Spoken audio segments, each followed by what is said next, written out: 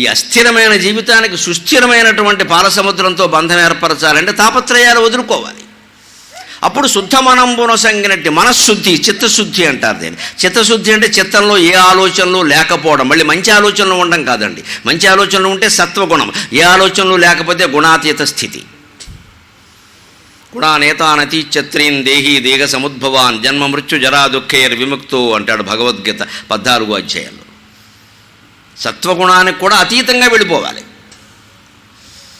అది కూడా మనలో ఉందనే ప్రకటన మనం చేయకూడదు. నేను చాలా భక్తుడినండి, నేను యజ్ఞాలు ఎక్కువ చేస్తానండి, నాకు ఎప్పుడు ఏమిటో దేవుడు అంటేనే దృష్టి, ఇవన్నీ చెబుతున్నాడు అంటే సత్వగుణం ఉంటే ఉండొచ్చు, కానీ సాత్విక అహంకారం కూడా ఉందన్నమాట. బలిచక్రవర్తికి ఉన్నది అదే. అందుకే దేవుడు కాలేట్టు ఒక్క దొక్కు దొక్కాడు. నీకు ఇంకా తెలుసుకోవాల్సింది ఉందిరా అబ్బాయిని. బలిచక్రవర్తికి ఉన్నది సాత్విక అహంకారం. లేదా బలిచక్రవర్తి పరిపాలన ఎలా ఉండేదో భారత భాగవతాల్లో ఎక్కువ కనపడదు, కానీ హరివంశం అనే పురాణంలో కనపడుతుందండి. ఎర్రాప్రగడ తెలుగు చేశాడు దాన్ని, వ్యాసమహర్షి సంస్కృతంలో రాశాడు. ఎర్రాప్రగడ హరివంశం అని 3000 పద్యాల్లో తెలుగులో రాశాడు మహానుభావుడు. కవిత్రయంలో ఉండే ఎర్రాప్రగడ. ఆయన కేవలం భారతంలో భాగం మాత్రమే కాదు, నృసింహ పురాణం, హరివంశం, ఇవన్నీ రామాయణం రాశాడు మహానుభావుడు, దొరకలేదు. హరివంశంలో చదువు బలిచక్రవర్తి పరిపాలన చూస్తే శ్రీరాముడి పరిపాలన ఎలా ఉందో అలాగే ఉంది. రాక్షసరాజు అంటే అలాగా. మరి అంత మంచి పరిపాలన చేసిన వాడిని విష్ణుమూర్తి పాదస్పర్శతో, మన మీద పాదస్పర్శాన్ని పవిత్రంగా ఉంటున్నాం, మనం పక్కగా చెప్పాలంటే తొక్కేయడమే కదా. తొక్కేసారంటారు. మరి ఇప్పటికీ విమర్శలు చేసేవాళ్ళు ఉన్నారు. దేవతలంతా ఆర్యులు, బలిచక్రవర్తి ఏమో ద్రావిడుడు, ఆర్యులు ద్రావిడిని తొక్కేశారని వెరి సిద్ధాంతం చెబుతారు. బలిచక్రవర్తి ద్రావిడు ఏమిటండి, వీరు ఏ ఆర్య ప్రాంతంలో ఉన్నాడో వాడు అక్కడ ఉన్నాడు. అర్థం లేని మాటలు ఇవన్నీ. ప్రహ్లాదుడికి మనవడు ఆయన. హిరణ్యకశిపుడు కొడుకు ప్రహ్లాదుడు అయితే, ప్రహ్లాదుడు కొడుకు విరోచన చక్రవర్తి అయితే, విరోచన కొడుకు చక్రవర్తి కుమారుడు బలిచక్రవర్తి. అందుకే బలిచక్రవర్తిని వైరోచనుడు అంటారు తండ్రి పేరు మీద. ప్రహ్లాదుడికి మనవడు సాక్షాత్తు. అటువంటి బలిచక్రవర్తిని విష్ణుమూర్తి పాదస్పర్శతో కిందికి పాతాళానికి ఎందుకు పంపించవలసి వచ్చింది అంటే, నాకింత రాజ్యం ఉంది, నేను విశ్వజిత్ యాగం చేశాను, ఇంతవరకు ఇటువంటి యాగం ఎవరూ చేయలేదనే అహంకారం ఆయనలో ఉంది.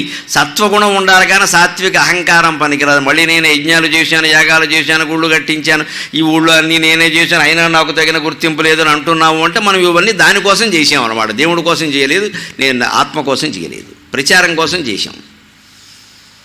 కోరుకుంటే ఆ ప్రచారం వస్తుంది, మళ్ళీ అశాంతం మిగులుతుంది. ఎందుకంటే మనకంటే ఎవడో ఇంకోటి ఎక్కువ వస్తుంది, మనకంటే గొప్ప కూడా ఎవడో కట్టేస్తాడు, మనకంటే గొప్పగా ఎవడో ప్రవచనం చెబుతాడు, వెంటనే మనలో అసూయ ప్రవేశించింది. ఇంక నువ్వు ఎంత గొప్పగా చెబితే ఏం ఉపయోగం? అంచేది నేనే గొప్పగా చెబుతాను, లేకపోతే నేనే గుళ్ళు కట్టించాను, నేనే దాన ధర్మాలు చేశానని ఈ డబ్బా కొట్టుడు వాగుడు ముందు మానేయాలి. అది ఎదుటివాడు చెప్పుకుంటాడు, మనకెందుకు? ఇది వస్తోంది అంటే ఆ గుర్తింపు గౌరవాలు కోరుకుంటున్నామంటే మనం దాని ద్వారా, గుడి ద్వారానో, ప్రసంగం ద్వారానో, యజ్ఞం ద్వారానో, సత్వగుణం ద్వారానో, దాన ధర్మాల ద్వారానో ప్రచారము అది కోరుకుంటున్నామంటే సాత్విక అహంకారం, స్వార్థం ఉంది మనసులో, లేదా కోరుకోం. బలిచక్రవర్తిలో అది ఉంది, అందుకే యాగం చేశాడు. నేను ఇచ్చినంతగా ఎవరూ ఇవ్వలేదు అన్నాడు. ఒక మామూలు 7 ఏళ్ల అబ్బాయి, బ్రాహ్మణ అబ్బాయి వచ్చి నాకు ఏదైనా ఇవ్వయ్యా అంటే, 7 ఏళ్ల కుమారుడు ఉపనయనమైన వాడికి ఏం కావాలండి? గొడుగు జన్నిదము కమండలు నాకు ముంజియో దండము. ఓ గొడుగి వానొస్తే వేసుకుంటాడు, ఓ యజ్ఞోపవీతమి శ్రావణ పౌర్ణమి నాడు మార్చుకుంటాడు, ఓ కమండలవి మంచినీళ్ళు పోసుకుని దాహం తీర్చుకుంటాడు, తపస్సు చేసుకుంటాడు. కానీ ఈయనేమిస్తానని చెప్పాడు? కోరుకోవయ్యా నీకేం కావాలో, ఇది అది అని లెక్క ఏమిటండి? కరులో కంచనము నికేతనములో గ్రామంబులో భూములో ధరణీఖండమో కాక ఏమడిగదో ధాత్రీ సురేంద్రోత్తమ. చెప్పకూడనివి ఇవ్వకూడనివన్నీ ఇస్తానని చెప్పాడు. ఈ రాజుకు అసలు పరిపాలన చేతనవునా? 7 ఏళ్ల కుర్రాడు బ్రహ్మచర్యంలో ఉన్నవాడు వస్తే ఆయన ఏమన్నాడు అంటే, తరుణీరత్నము కన్యలో అన్నాడు. అమ్మాయిలు కావాలని అడుగుతావా? చదువుకునే అబ్బాయిని వాడు నాశనం అయిపోడు. ఓడగనిత్తువా జనని ఓడగనిన్ మదినమ్ము వారలనని మా అమ్మవారి మీద భజ్యం చెప్పుకున్నాను నేను. నిన్ను ఓడగా నమ్ముకున్నామంటా ఓడలా దాటిస్తావని. ఓడగనిత్తువా జనని ఓడగనిన్ మదినమ్ము వారలని. నిన్ను ఓడగా నమ్ముకున్న వాళ్ళని ఎప్పుడు ఓడిపోయేలా చెయ్యవమ్మా నువ్వు, నాకు తెలుసు. అటువంటి అపూర్వమైన విశ్వాసం భగవంతుడి మీద ఉండాలి. అంటే క్షీరసాగరంలో ఉన్న శ్రీమన్నారాయణమూర్తితో, మణిద్వీపంలో ఉన్న అమ్మవారితో, కైలాసంలో ఉన్న పరమేశ్వరునితో, శబరిమలలో ఉన్న అయ్యప్ప స్వామితో, కాణిపాకం సహా అన్ని క్షేత్రాల్లో విరాజులతో మనం నిత్యం ప్రతి పూజకు ముందు మనం అనుగ్రహిస్తున్న గణపతి దేవునితో మనం ఒక నిత్య సాంగత్యాన్ని ఏర్పరచుకోవాలి. నిత్య సాంగత్యం అది సంస్కృతి, అది సంప్రదాయం. అది మనం పాటించాలి అంటే స్నానం చేసిన వెంటనే ఆడది వెళ్ళవలసింది తులసి మొక్క దగ్గరికి, మగాడు వెళ్ళవలసింది దీపం పెట్టిన పూజా మందిరంలోకి. ఇది భార్యాభర్తలుగా ఉన్న వాళ్ళందరూ అలవాటు చేసుకోవాలి. అటువంటి దివ్య సంస్కృతిని కోల్పోయాం కాబట్టి ఇవాళ దేశంలో ప్రతి ఒక్కళ్ళు బాధపడుతున్నాం, దేశము బాధపడుతున్నాం. బ్రిటిష్ వాళ్ళు రాకముందు ఈ దేశం ఎలా ఉండేది అంటే, పూష వెలుంగులో తులసి మొక్కకు దోసిలియొగ్గి, పూష వెలుంగులో తులసి మొక్కకు దోసిలియొగ్గి, వేద నిర్ఘోషను డొక్క శుద్ధికని, వేద నిర్ఘోషను డొక్క శుద్ధికని గోవుల సేవలు చేసి, పూష వెలుంగులో తులసి మొక్కకు దోసిలియొగ్గి, వేద నిర్ఘోషను డొక్క శుద్ధికని గోవుల సేవలు చేసి, వేషముల్ భూషలు పాడి పంటలను పుట్టిన చోటనే పొందు, వేషముల్ భూషలు పాడి పంటలను పుట్టిన చోటనే పొందు, ఆ స్వయం పోషకమైన గ్రామములు, ఆ స్వయం పోషకమైన గ్రామములు బూడిదయ్యే పరాయి పాలనన్. బ్రిటిష్ వారి పరిపాలనలో భారతదేశం ఎంత బాధపడిందో చెబుతూ సాగర ఘోష కావ్యంలో రాసిన పద్యం ఇది. పూష వెలుంగులో సూర్యోదయం ఇంకా కాకముందే ఈ దేశంలో ప్రతి ఇల్లాలు కులభేదం లేకుండా స్నానం చేసి ఉతికిన చీర కట్టుకుని సిగలో ఇంత మల్లె పువ్వు చామంతి పువ్వు ఏది ఏ కాలంలో ఏ పువ్వు పూస్తే ఆ పువ్వు జడలో తురుముకిన మొత్తైదువుగా వెళ్ళి తులసి మొక్క చుట్టూ 3 ప్రదక్షిణాలు చేసి దోషి నీళ్లు పోసిందండి. ఈవేళ మళ్ళీ నేను గమనిస్తున్నా, ఏ మాటకు ఆ మాట చెప్పాలి, 10-15 ఏళ్లుగా ప్రవచన పరంపర పెరుగుతూ ఉండడం వల్ల చాలా ఇళ్లలో మళ్ళీ తులసి మొక్కల్ని ఆరాధించే సంస్కృతి పెరిగింది. ఇంటి ముందు దీపాలు పెడుతున్నారు, కాస్త శుచి శుభ్రత పాటిస్తున్నారు. ప్రవచనకర్తలందరికీ నేను ధన్యవాదాలు తెలియజేస్తున్నాను. వారి కారణంగానే ఇది జరిగింది. దాని మహిమ దీని మహిమ ఏదో కాస్త చెప్పడం వలన ఆ దృష్టి ఏర్పడింది. మేము హైదరాబాదులో 2011లో వెళ్ళినప్పుడు మా ఎదురు అపార్ట్మెంట్లు ఎలా ఉండేవి, ఇప్పుడు అలా లేవు. శుభ్రంగా పొద్దున లేవగానే ఇళ్ళాలు బయటకు వచ్చి దీపాలు పెట్టేస్తోంది, ఇంట్లో దీపం పెడుతోంది పూజా మందిరంలో. అసలు 5-6 గంటలకు ముందు లేచి స్నానాలు చేయాలనే ఆలోచన ఆడ మగ అందరిలో వచ్చింది, చాలా భాగం వచ్చింది, ఇంకా రావాలి. అదే మన సంస్కృతి. మొక్కల్ని ఎందుకు పూజిస్తాం? వాటి వెనకాల విజ్ఞాన శాస్త్రం అంతా ఉంది. తులసి మొక్క ఇంటి ముందు ఉంటే కీటకాలు రావు, లక్ష్మీ తులసి కృష్ణ తులసి, కృష్ణ తులసి ఉంటే పాములు రావు, ఆ వాసన వాటికి పడదు. ఈవేళ మనం దోమల కోసం గుడ్ నైట్ అని ఆల్అవుట్ అని రకరకాలు పెట్టుకున్నాం. కొన్ని రకాల మొక్కలు ఇప్పటికీ వృక్షశాస్త్రం తెలిసిన వాళ్ళు చెప్తారండి, ఆ మొక్కలు మీరు పడగదిలో పెట్టుకుంటే దోమలు రావమ్మా, ఇవన్నీ అవసరం లేదు.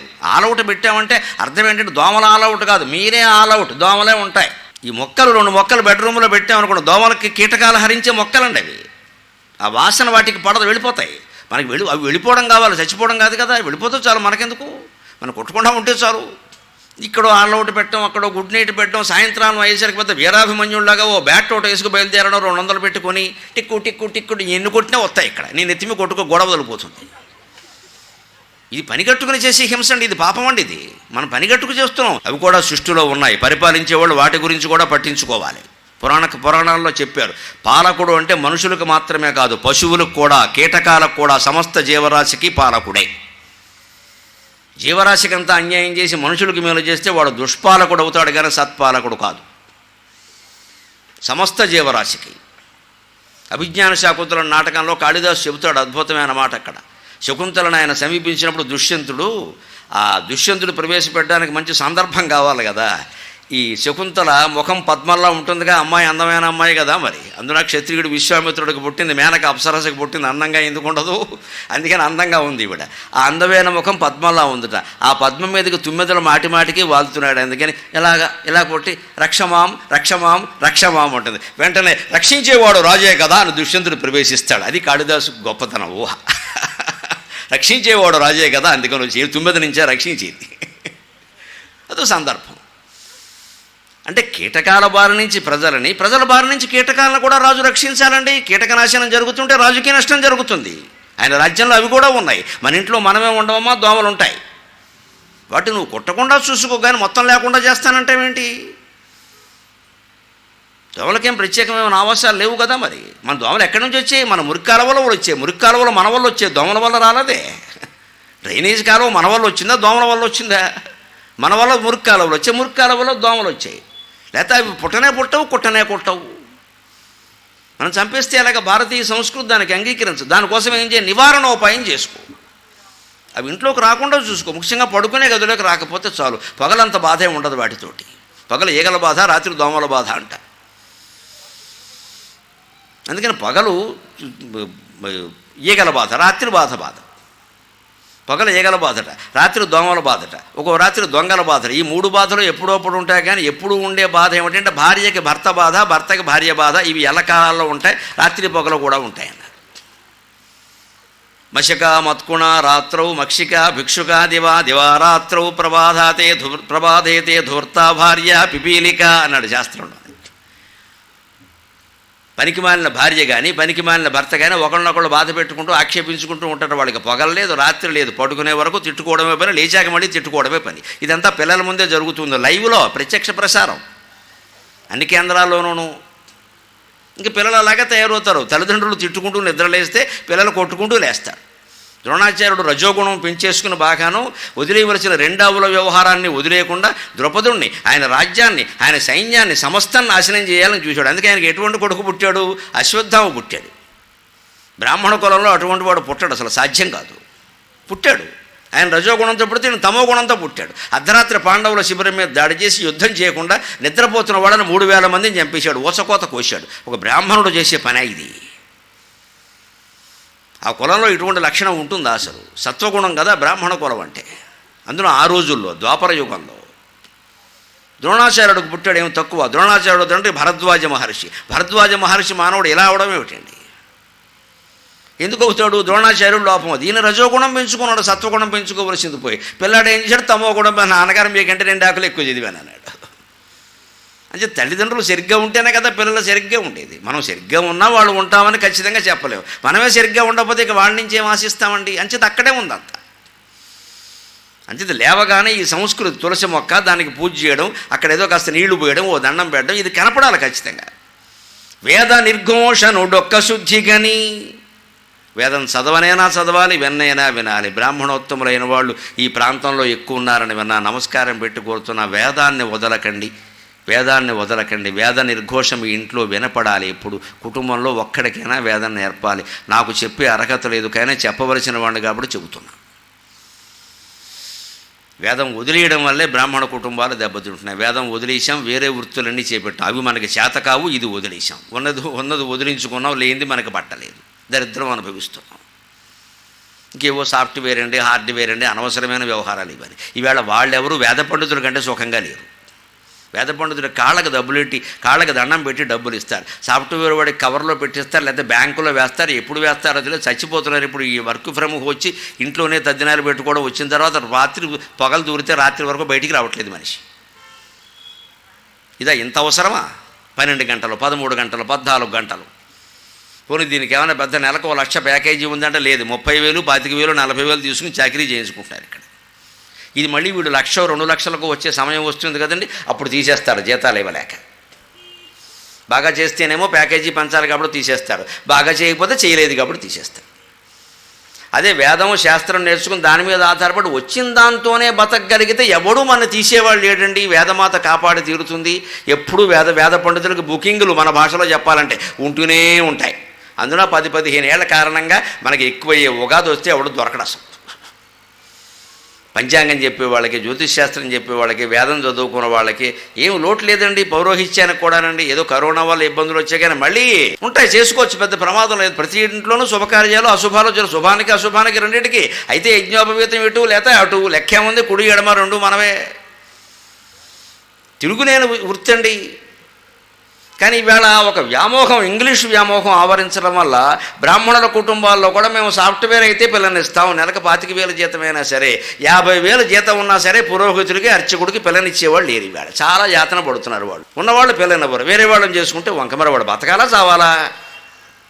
ఎలా చేరతారు? మనం ప్రోత్సహించాం, మనం నిరుత్సాహపరుస్తాం, మనమే వంకలెడతాం, మళ్ళీ వృత్తులన్నీ పాడైపోయాయి.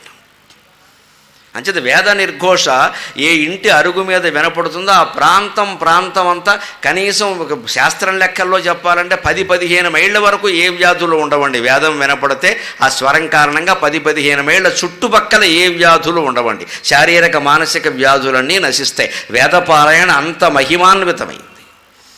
అటువంటి వేదపారాయణ మనం వదిలేసాం ఇవాళ, ఏదో సందర్భం వస్తేనే చేస్తున్నాం అంతే. వేదము దివ్యనాదము, వివేక సునాదము, భవ్య భారతీనాదము, వేద పండిత నినాదము, దుర్మద బుద్ధి మత్సర ఛేదము, షడ్రిపోద్ధతి నిషేధము, మోదము శైవ వైష్ణవామోదము, శ్రోత్రయుగ్మముల పేర్చిన తృప్పు వదల్సునెప్పుడు. తులసి పూజతో జీవితం ప్రారంభం కావాలి స్నానం తర్వాత, అది భారతీయ సంప్రదాయం. ఆ పైన వేదం చదవనైనా చదవాలి, విన్నైనా వినాలి. అంటే మన ఇంటి చుట్టుపక్కల బ్రాహ్మణులు ఉండేలా చూసుకోవాలి. బ్రాహ్మణులు లేకపోతే ఆ ఊరు వదిలేమని చెప్పారు. అప్పిచ్చువాడు వైద్యుడు ఎప్పుడు ఎడతెగకపోరు ఏరును ద్విజుడును, చొప్పొడిన ఊర నుండుము చొప్పొడకున్నట్టి ఊరు చొరకము సుమతి అన్నాడు. ఒక బ్రాహ్మణుడు ఉండి తీరాలి మన చుట్టుపక్కల, ఎందుకంటే మనం చదవకపోయినా ఆయన చదువుతాడు, అది వినపడుతూ ఉంటుంది. ఆయన ఆ వృత్తిలో సుఖంగా ఉండేలా మనం చూడాలి. దాన ధర్మాలన్నీ బ్రాహ్మణులకమ్మని ఎందుకు చెప్పారంటే కులపక్షపాతం కాదమ్మా, వాళ్ళని ఏ ఉద్యోగం చేయొద్దన్నారు, వాళ్ళు బతకాల వద్దా. అందుకని మిగిలిన వాళ్ళకి ఏం చెప్పారంటే మీ ఇంట్లో శుభం జరిగినా అశుభం జరిగినా షోడశ దానాలు చేయండి, అవి ప్రధానంగా బ్రాహ్మణులకు చేయండి అన్నారు. మరి వాళ్ళు బతకాలి కదండి. వీళ్ళకేం చెప్పారు, మళ్ళీ ఇస్తే పుచ్చుకోండి, అడక్కండి, ప్యాకేజీలు పెట్టకండి అని వీళ్ళకి చెప్పారు. వాళ్ళు వాళ్ళ ధర్మం వాళ్ళు వదిలేస్తారు, మన ధర్మం మనం వదిలేస్తాం. ఎలాగా వాళ్ళు ప్యాకేజీలు పెట్టేస్తున్నారు మొత్తం. ఇస్తే పుచ్చుకోండి అని వాళ్ళకి చెప్పారు, ఇవ్వకుండా అడగమని చెప్పలేదు. ఇవ్వమని మనకి చెప్పారు. ఇవ్వమనేది మనము పాటించాం, వాళ్ళకి ఎందుకు ఇవ్వాలి అని మాట్లాడతాం. ఎక్కడ ఎందుకు వస్తుంది ఈ స్వార్థం అంతా? అసలు నాకు వేరే రకంగా సుఖంగా బతికే అవకాశం లేదు కాబట్టి ఏదో చేద్దాం, వచ్చింది నొక్కేద్దాం. అంటే ధర్మం ఎక్కడ తప్పుతుంది? ముందు మనం తప్పుతున్నాం, తర్వాత లోకమంతా తప్పుతుంది. లోకం తప్పినా సరే నేను తప్పను, ఏమైనా సరే అని హరిశ్చంద్రులాగా పట్టేట్టు కూర్చోవడమే. ఏమొస్తుంది? మహా అయితే మృత్యు వస్తుంది. ఆ మృత్యు ఎలాగో వస్తుంది, పేరు మిగిలిపోతుంది. అలాగా వేద నిర్ఘోషను డొక్కశుద్ధిగా గోవుల సేవలు చేసి ఇవాళ గోప్రపంచం గురించి బాగా ప్రచారం అవుతుంది. చాలా సంతోషించాల్సిన విషయం. గోశాల లేనటువంటి దేవాలయం లేదు, మళ్ళీ అపూర్వమైన సంస్కృతి పెరుగుతుంది. చాలా సంతోషించాలి. గోమాతకి సేవ చేస్తే సమస్త దేవతలకి సేవ చేసినట్టే. అన్ని శాస్త్రాలు ఏకగ్రీవంగా అంగీకరించిన విషయం. బలవంత ఏకగ్రీవం కాదండి, స్వేచ్ఛగా ఏకగ్రీవం. అటువంటి గోవుల సేవలు చేసి ఈ కులభేదం లేకుండా, మతభేదం లేకుండా, స్త్రీ పురుష భేదం లేకుండా అందరూ గోవుల సేవలు చేసేవారు. అంతేకాదు ఇక్కడ గుర్తుపెట్టుకోవలసిన విషయం, ఇవాళ గ్రామ పంచాయతీ ఎన్నికలు జరుగుతున్నాయి కదా. గ్రామాలు ఎలా ఉండేవి పూర్వం? వేషములు భూషలు పాడి పంటలను పుట్టిన చోటనే పొందు. మనం వేసుకునే వేషం వస్త్రాలు ఆ ఊళ్ళో పద్మశాలీలు శాలివారు నేసిన బట్టలే ఆ ఊళ్ళో అందరూ కట్టుకునేవారు.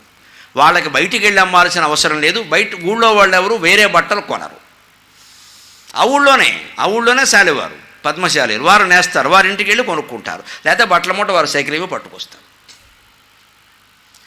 అంటే ఆ ఊళ్ళో పండిన పంట ఆ ఊళ్ళోనే వినియోగం. మహా అయితే ఇంకా మిగిలితేనే బయటకి. ఆ ఊళ్ళో ఉన్న పాలు ఆ ఊళ్ళోనే వినియోగం. ఆ ఊళ్ళో నేసిన బట్టలు ఆ ఊళ్ళోనే వినియోగం. ఆ ఊళ్ళో తయారైన కుమ్మరి కుండలు ఆ ఊళ్ళోనే వినియోగం. ఆ ఊళ్ళోనే ఒక కమ్మరి ఉంటాడు, ఇనప పనిముట్లు బాగు చేసేవాడు. ఆ ఊరందరూ అక్కడే చేయించుకుంటారు. నేను హైదరాబాద్ వెళ్ళాను, గొప్పగా చేయించుకున్నా, మీరు కూడా అందరినీ చేయించుకున్నాను. ఈ కమ్మర్ని తీసుకెళ్ళి హైదరాబాద్లో మకాం పడితే కమ్మర పని పోయి వాచ్మెన్ అయ్యాడు అక్కడ అపార్ట్మెంట్లో. కర్మగాలి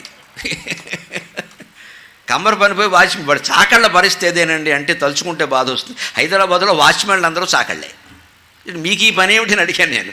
అక్కడి నుంచి ఇక్కడికి వచ్చామండి, ఏదో ఉంటుందని ఏమి లేదు, ఇది మొదలెట్టామన్నారు. వాచ్మెన్కి చాకలికి సంబంధం ఏంటండి? వాడికి ఉతకడం తెలుసు కానీ అక్కడ కాపలాగాడని తెలియదు కదా. వచ్చినవాడు కూడా ఉతికి పారేస్తాడు. ఎందుకు వచ్చింది? వీళ్ళు ఒక వృత్తి నిమిత్తం ఏదో అక్కడికి వెళ్ళిపోయారు, ఆ వృత్తి సరిగ్గా లేదు అక్కడ. అంటే వాచ్మెన్ మొదలు మళ్ళీ చాకల పని తప్పడం లేదు. అపార్ట్మెంట్ వాళ్ళకి అక్కడ ఇస్త్రీ అది ఏది ఇక్కడ చేసుకోవచ్చు కదా. ఏమైపోయే స్వయం పోషకమైన గ్రామం ఇవాళ బిచ్చగాళ్ళ గ్రామం కింద తయారైందండి. ఏ గ్రామం చూసినా మాకేదో ఇస్తారండి అనేవాడు తప్పితే నేను సంపాదించుకుంటున్నా అన్నవాళ్ళు లేరమ్మా ఇవాళ పల్లెటూళ్ళు. నాకెంత వస్తుందండి. ఎంత ఆశ్చర్యకరంగా మారిపోయాయండి గ్రామాలు. ఇదివరకు పరాయి పాలనలో జరిగేయని సాగర ఘోష కావ్యంలో రాసే, ఇప్పుడు మన వాళ్ళ పాలనలోనే ఇలా జరుగుతుంది. ఆ ఊళ్ళో తయారు చేసిన బట్టలు ఆ ఊళ్ళో వాళ్ళు వాడరు. అసలు ఆ ఊళ్ళో శాలివారు లేరు ఎవరు. ఎందుకంటే మరి వృత్తి లేకపోతే వాళ్ళు ఎందుకుంటారు? కమ్మరు లేరు, కుమ్మరు లేరు, ఎవరూ పల్లెటూళ్ళు లేరు. పల్లెటూళ్ళు మొత్తం ఖాళీ అయిపోయాయి. అందరూ పట్టణాలకు వెళ్ళిపోయారు. పట్టణాలు పెరిగిపోయాయి, నగరాలు పెరిగిపోయాయి. అక్కడ నీళ్లు లేవు, టాయిలెట్లు కట్టడానికి కూడా అవకాశం లేదు. అంతా ఒకచోట గుమిగూడితే ఎలా ఉంటుందండి? ఇప్పుడు నేను వస్తూ రాజుగారి నోట ఒక విచిత్రమైన మాట విన్నా. గునుపూడు శివారు భీమవరం విలేజ్ అని రాసేవారు. పూర్వం దస్తావేజులు చూసుకోండి మీరు. గునుపూడు శివారు భీమవరం విలేజ్. గునుపూడి పెద్దది, భీమవరం చిన్నది పూర్వం. ఇప్పుడు భీమవరం ముందు గునుపూడు ఎంత ఆశ్చర్యంగా లేదండి? పూర్వం దస్తావేజులు చూస్తే ఇప్పుడే చెప్పారు నాకు ఆయన వస్తుంటే. ఇదే అంటే ఆశ్చర్యం అన్న. గునుపూడు శివారు భీమవరం విలేజ్ పూర్వం దస్తావేజులు. గునుపూడి లెక్క మద్రాస్ స్టేట్లో, భీమవరం కాదు. అప్పుడు పశ్చిమ గోదావరి జిల్లా లేదు, కృష్ణా జిల్లా. గునుపూడి పెద్ద గ్రామం అయింది, దాని శివారు భీమవరం అయింది. ఇప్పుడు భీమవరం పెద్ద టౌన్ అయింది. గునుపూడి ఏమో చెప్పుకోవాలి, గునుపూడి శివాలయం లేకపోతే గునుపూడి లేదు. గునుపూడి అంటే పంచారామం శివాలయం. కానీ ఇదివరకు గునుపూడే ప్రధానమ్మ రాలంటే మొత్తం తిరగబడుతున్న చిత్రం అంతా. పెద్ద పై వాళ్ళు కిందకు వస్తున్నారు, కింద వాళ్ళు పైకెడుతున్నారు. స్వయం పోషకమైన గ్రామం. ఆ ఊళ్ళో చదువుకున్న వ్యవసాయం చేస్తే ఆ ఊళ్ళోనే, కూలీలు కూడా ఆ ఊళ్ళోనే. మా చిన్నతనంలో మా గ్రామంలో కూలీలందరూ మా వాళ్ళే ఉండేవారు, మా ఊళ్ళో వాళ్ళే ఉండేవారు. వాళ్ళు ప్రత్యేకం ఆ వృత్తి చేసేవారు, వాళ్ళ పిల్లలు అదే పని చేసేవారు. ఇవాళ ఫీజులు కట్టాల్సిన అవసరం లేదని అందరినీ ఇంజనీరింగ్ చేయమన్నారు. ఫీజులు కట్టేవాళ్ళు లేడు, చదువు లేదు. ఫీజు రావట్లేదు, చదువు లేదు. అటు ఇటు కాకుండా అయిపోయారు. కూలివాడు దొరకట్లేదు వ్యవసాయానికి. మొత్తం బూడిద ఎందుకయ్యాయి? ఇక్కడ స్వయం పాలక వ్యవస్థ. మన గ్రామం నుంచి వచ్చే పంట మనం వాడుకోవాలి, ఇక్కడ పండేదే మనం తినాలి. ఏ ప్రాంతంలో పండే పంటలు ఆ ప్రాంత ప్రజలకు తేలిగ్గా అరుగుతాయి.